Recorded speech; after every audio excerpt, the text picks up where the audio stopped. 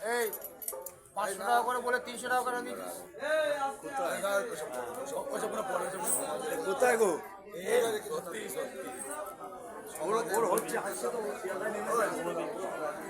সামনে কারোর অপমান देखिए हम लोग सनातन धर्म के लिए जो भगवान के भक्त होते हैं, भगवा जो होते हैं, और हमारा सारे पंथों के आदमी इकट्ठा होकर साधु संत को रक्षा करने के लिए तैनात रहते हैं। বাবার সাথে মিশতে গেলে বাবার মনে আসতে হবে বাবা।